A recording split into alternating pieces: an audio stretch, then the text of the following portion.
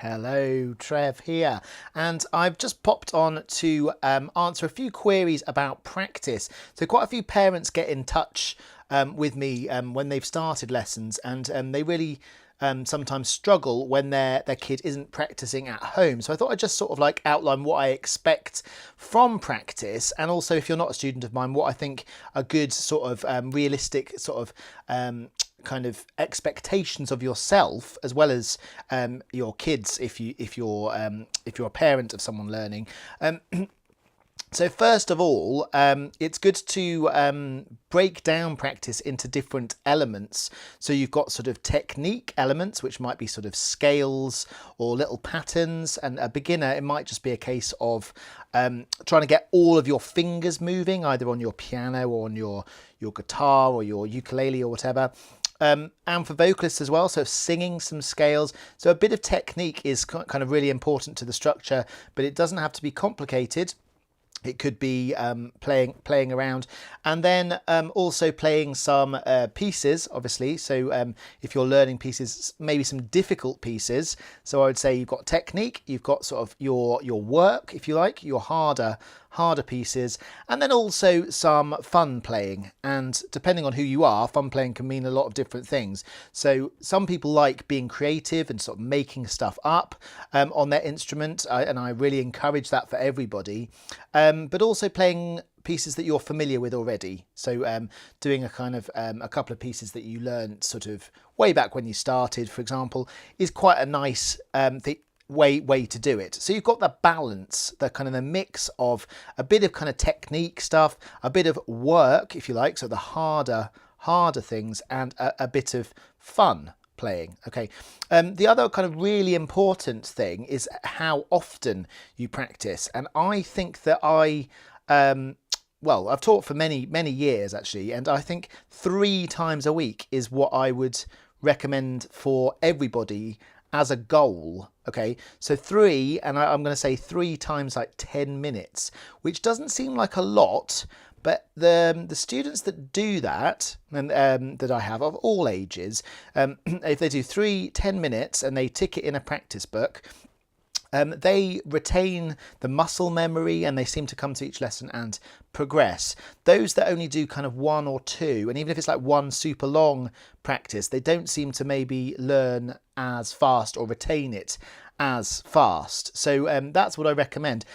Many parents seem to set down a kind of you've got to practice every day kind of mentality, and it's really hard for particularly the kid to live up to that. They might do it for a week or 2, but actually there's other things going on. They want to go and play or do their other hobbies and time and etc. And as adults as well, putting in the different structures is really hard. Although I do have some adults at the moment that practice every day, and I've had a few adult learners in the past who do practice every day, and obviously that's great. If you can maintain that, great. But the reason to have a target of 3 and fairly short is because it's realistic to achieve it. And yeah, like I say, with all of my pupils, I give them a practice book with maybe a little tick charts just to sort of tick the days. And I really don't know how music teachers don't use practice books. I'm always surprised when there's people that kind of are learning with teachers that don't have practice books, because I'm like, well, how do you have a structure of progression? It seems a little bit slapdash, shall I say? And I know structure has its place, I have to say, but sort of a practice book is very useful because you can see that you're sort of moving through a journey of learning. And I know that some kids, everyone is different, so some kids and adults will have different learning agendas, so having fun is really important. But if you just have a little practice book, it's just good to kind of see you've been playing. Also, some weeks it might be too busy, you might have had too much on. And it's good to sort of acknowledge that as well and say, okay, I've been away for half term, for example, I've only managed 1 practice. And it's like, well, fair enough, that makes sense. So let's try and, get back into it now. So having that sort of record rather than parents sometimes panic and perhaps, they haven't played for sort of 2 or 3 weeks and then they want to stop lessons. And yeah, I guess that's something else I can talk about. When you're looking to stop lessons, which obviously kids and adults, they want to try different instruments, try different things with their time. That's absolutely fine to stop lessons. What's good is to have a think about what's going to happen for the kid. So for example, you're not practicing at home, so I'll give it another week, and if you've not started practicing, then we'll have to stop lessons or whatever. Or we'll go to the next sort of convenient end point, like, I don't know, half term or the end of a term. Good places to reassess it. And sometimes actually stopping lessons is quite a good way of getting the kid to miss the instrument and then take it seriously. I have had a few that have stopped lessons and then come back, although generally when people stop lessons, they do stop. Okay, and so it is worth just thinking about that transition a little bit seriously, because you don't want to put a kid off, coming back to it. Sometimes they go on to other instruments, which is great, or they've got other things, or obviously it's a financial thing as well. Sometimes parents, it's expensive, and if they're not practicing, you think, well, what's the value of this? And really the kids that get the most, and adults of course, get the most out of tuition, they really put in the practice, because it's a hobby that lasts many times in the week. They're getting enjoyment, hopefully, out of their learning at home a few times, as well as the lesson, and also things like concerts, and they have exams, and if you get up the grade exams, that can lead to university UCAS points and things like that. So there's various different things that you can get as rewards, but at a beginner level, the reward is probably, certainly the kids that I have, if they have a practice book and they've done 3 practices, I will say, oh, well done, good for practicing 3 times. That is a reward. Or sometimes I might give them a sticker or something like that. I don't tend to give my adults stickers, but you can reward yourself as well. Go, yeah, I did 3 practices. That's what Trev said you should do, and if you do that, great. And obviously I've got some that are doing their exams in a couple of weeks. Actually, I've got a few Trinity and a few Rock School entries, and at that point, obviously, you should up it to most days or every day in the week practicing your instrument. But it's probably not advantageous to start off like that. It's good to start off with sort of a low achievable goal, and then as you get towards, say, a concert or an exam, then yeah, most days. But still, I do probably play my instruments every day, but I don't practice, so I don't necessarily to sort of push it. So I would say that having the odd day where you don't play your instrument is good anyway at all levels. It's good because then when you pick it up again, it gives your hand time to rest, gives your fingers some time to recover. So yeah, I don't think I've ever really done everyday practicing. But also I play different instruments as well. So I might, if I'm bored of the guitar, I might go and do some piano practice, or I might do some singing practice. And so I can alternate like that. But I'm very lucky in that sense as an adult, because I work in music. So I will be playing these instruments. Okay, I think that's probably answered the questions. But yeah, in terms of stopping lessons, like I say, having a clear sort of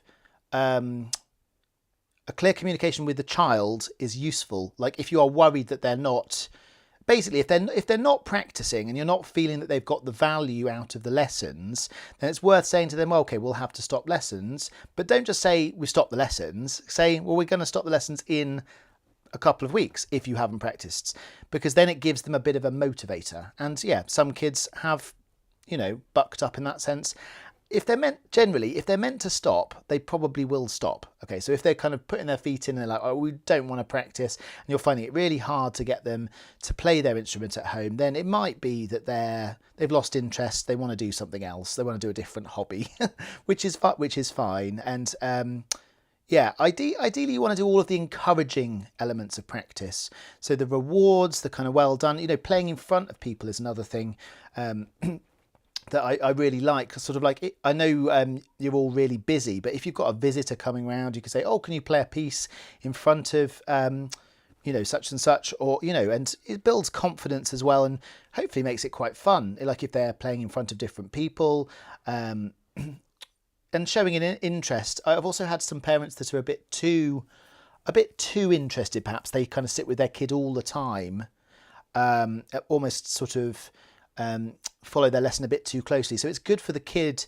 to maybe develop some independence at most ages, really, even the kind of very young ones.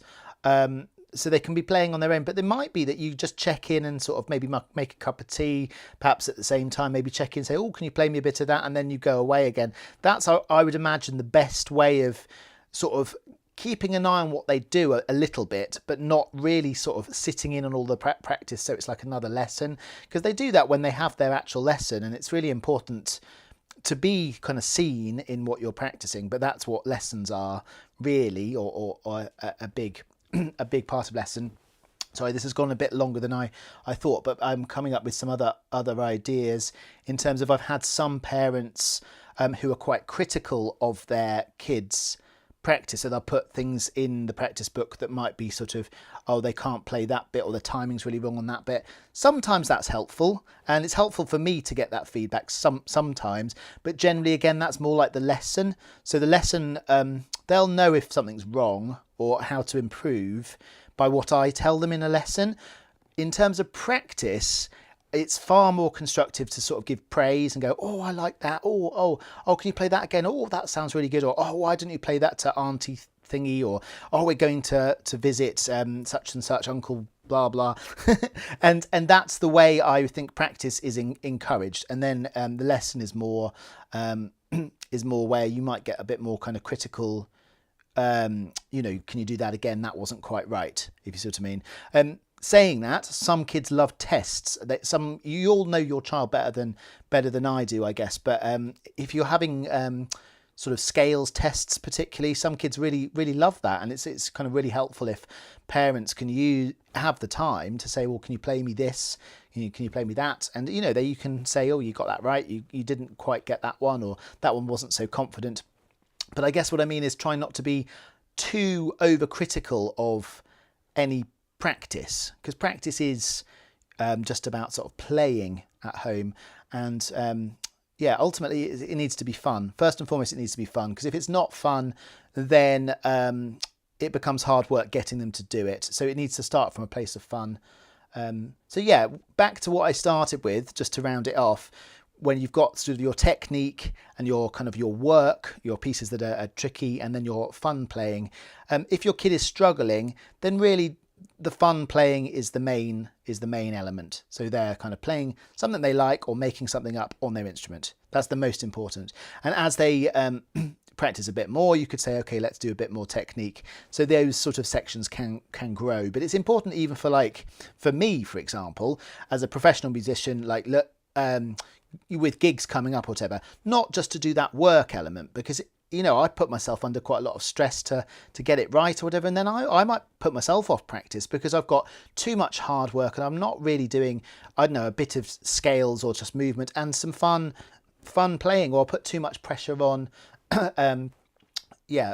creating new material like writing. So it happens at all stages with adults and kids. Getting that balance. I hope that's helpful. Please do put a comment. I've been meaning to do this sort of video for a while, and I thought a live stream is probably the easiest way of me sort of summarising everything rather than doing lots of video editing, because I spend a lot of time doing video editing, which isn't always the best way to communicate. But thank you for the parents who help practice, because I do really appreciate it, especially when I see a kid turn a corner with practice and they've kind of done a bit more, if a kid comes and they haven't practiced, and then they haven't practiced, and then they come and there's maybe like 3 ticks in the week, and they're really proud of it, and they show me and they're like, oh, I practiced 3 times, because I tell them everywhere, have you practiced this week, or how's your week, have you managed to do any practice this week? So don't underestimate it. They really want to show that they can do it. So 10 minutes, that's it. Seems easy, but actually in practice, just doing that is sometimes quite a battle. But once you start doing it, it does get easier, and hopefully they enjoy their practice as well, first and foremost. Okay, well, see you in the next video.